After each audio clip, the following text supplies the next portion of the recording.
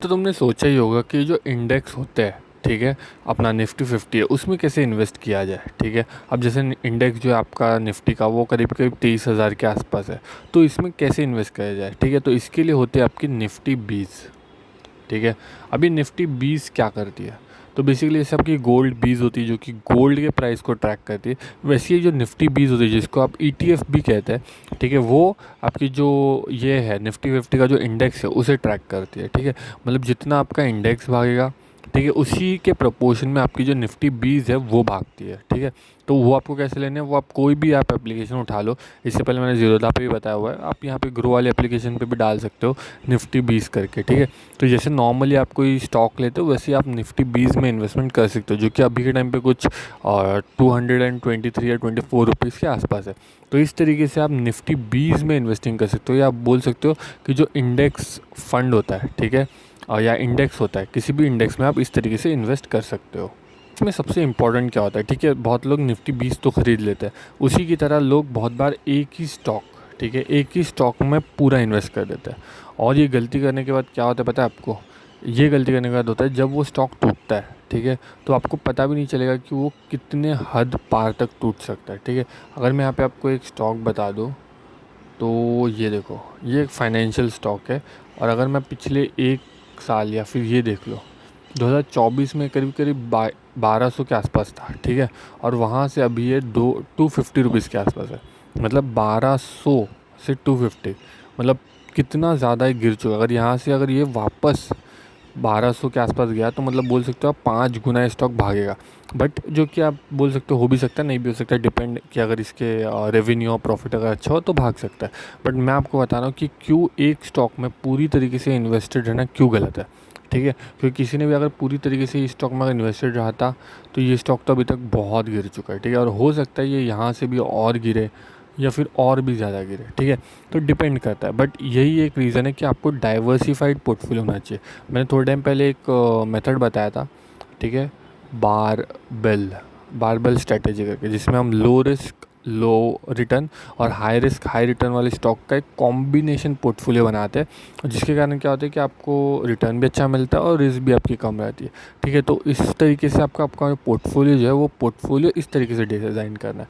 अब इसमें सबसे इम्पॉर्टेंट चीज़ पे हम आ जाते हैं कि जो भी स्टॉक, ठीक है, अगर आप लेने जा रहे हो, ठीक है, उससे पहले आपको किस तरीके से एनालिसिस करने हैं।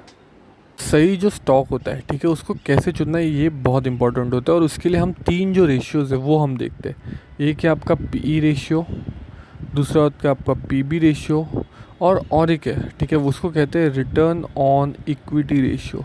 तो अगर ये 3 रेशियो हम देखें तो इससे हमें बेसिक आइडिया मिल जाएगा कि क्या हमें वो स्टॉक लेना चाहिए या नहीं। तो अगर जैसे यहाँ पे देखो आइनॉक्स इंडिया का एक स्टॉक है, ठीक है, मैं एज एग्जांपल ले रहा हूँ, ठीक है, यहाँ पे कुछ नहीं है, आप यहाँ पे आके नीचे देखने मिलेगा।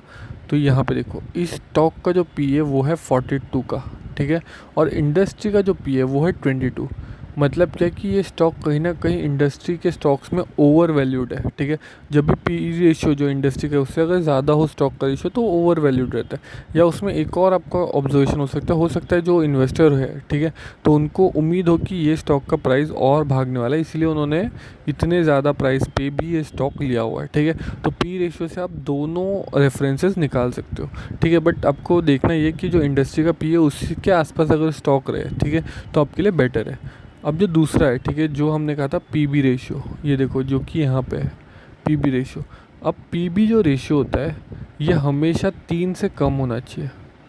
ठीक है, PB रेशियो हमेशा आपका 3 से कम होना चाहिए। और जो रिटर्न ऑन इक्विटी होता है, ठीक है, जो कि हम यहाँ पे देख सकते हो, जो कि बहुत बढ़िया है 26% का।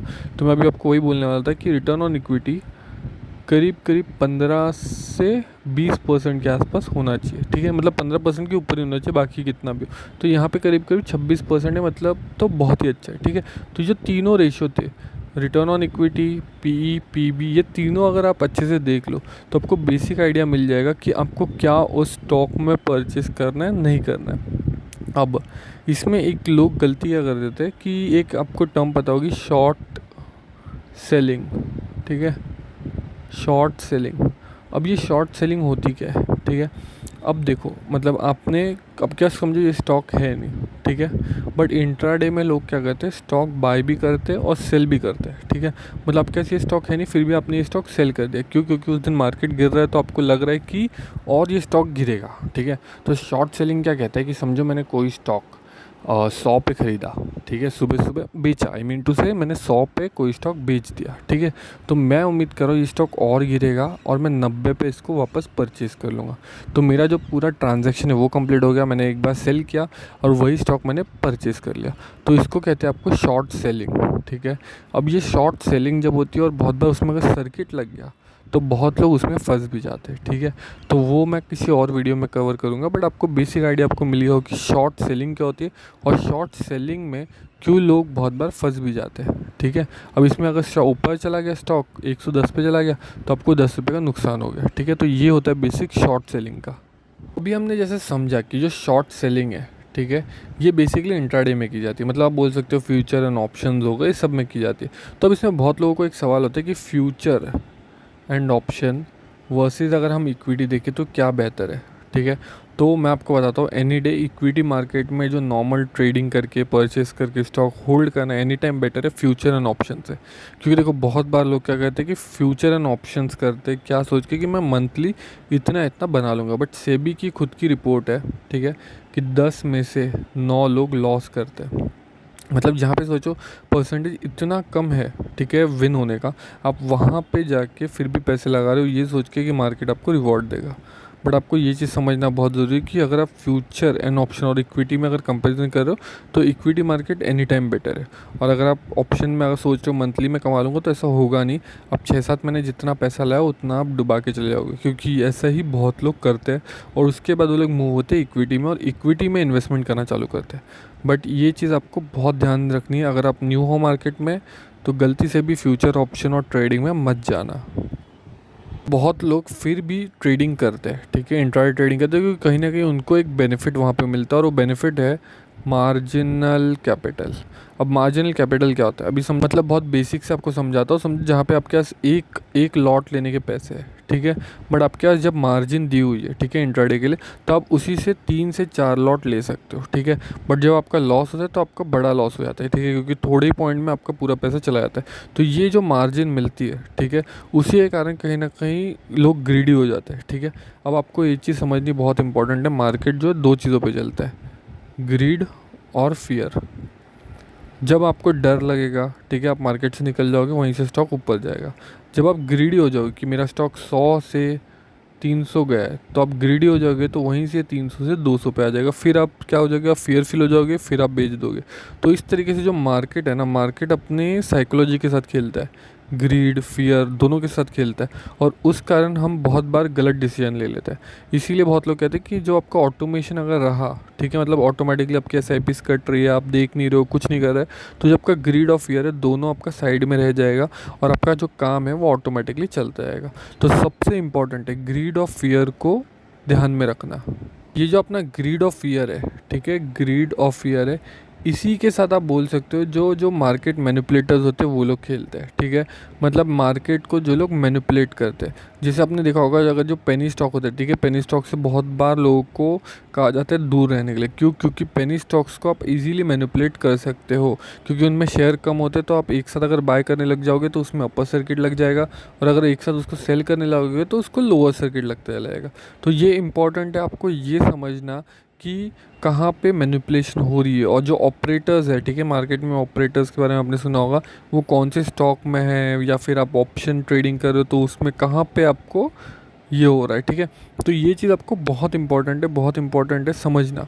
अब इसमें देखो जो स्मॉल कैप है, पेनी, ये सब में तो होता ही होता है, पेनी स्टॉक्स में तो मैनिपुलेशन होता ही बहुत हद तक।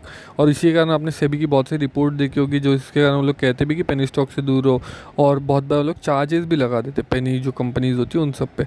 बट अगर आपको थोड़ा एक डिफरेंस समझना है कि एक पेनी स्टॉक और नॉर्मल स्टॉक्स में, तो आपको ये देखना चाहिए कि वो बेनिफिट्स क्या दे रही है अपने इन्वेस्टर को, ठीक है। तो जो अच्छी कंपनीज होती है वो कहीं ना कहीं डिविडेंड देती है, ठीक है, स्टॉक स्प्लिट होता है, फिर बाय बैक होता है। अभी देखो ये जो स्टॉक स्प्लिट है ना, वो मैं आपको बेसिक समझाता हूँ। समझो स्टॉक का जो प्राइस है वो 100 रुपये, ठीक है, और उस स्टॉक जो स्प्लिट हुआ 1:1 में, ठीक है। अब मतलब क्या होता है, ये जो 100 रुपये का स्टॉक है ये 50 रुपये में दिखेगा, ठीक ठीक है, मतलब 2-3 दिन बाद ये 50 रुपये में दिखेगा।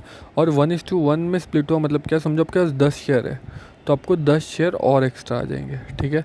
तो आपका लॉजिक क्या बनेगा कि 20 शेयर 50 रुपये पे रहेंगे, मतलब अगर आप ये मल्टीप्लाई करोगे, ठीक है, तो ये आपको करीब करीब आपका आ जाएगा 1000 रुपये, ठीक है, 20 × 50। और यहाँ पे भी आपका वही लॉजिक बनेगा, ठीक है। तो इम्पोर्टेंट क्या है, इम्पोर्टेंट ये समझना है कि जो आपका ओवरऑल कॉस्ट है वो आपका सेम रहेगा, ठीक है।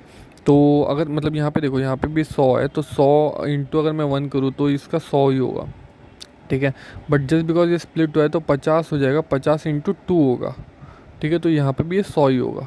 तो इम्पॉर्टेंट है ये चीज़ समझना कि जो स्प्लिट होता है, स्प्लिट में क्या होता है, जो स्टॉक की प्राइस है वो आधी हो जाती है, या फिर डिपेंड करता है वो स्प्लिट में कितने से स्प्लिट हो रहा है, और जबकि स्टॉक के शेयर्स है वो बढ़ जाते हैं। और जो बायबैक होता है, बायबैक बेसिकली किसे कहा जाता है कि समझे से ये है स्टॉक 960 पे, ठीक है, और इन्वेस्टर्स या जो प्रमोटर उनको पता है कि ये मेरा आने वाला कमिंग जो क्वार्टर है, ठीक है, उसमें मैंने बहुत अच्छा परफॉर्म किया है, ठीक है, कहीं ना कहीं मेरे रिजल्ट अच्छे आने वाले। तो वो लोग क्या करते हैं, वो लोग कम शेयर्स को बायबैक करते हैं मार्केट से। तो जैसे अभी मार्केट में यहाँ पे प्राइस 960 चल रहा है तो वो लोग बोलेंगे हम लोग 1050 पे ये शेयर बाय करेंगे। तो बहुत बार लोग जो इन्वेस्टर होते हैं वो सोचते हैं हमें एक्स्ट्रा प्राइस ही मिला है ना मार्केट से, तो वो लोग बायबैक के लिए अपने शेयर्स दे देते हैं, और जो प्रमोटर होते हैं उनके पास उनकी होल्डिंग बढ़ जाती है, ठीक है।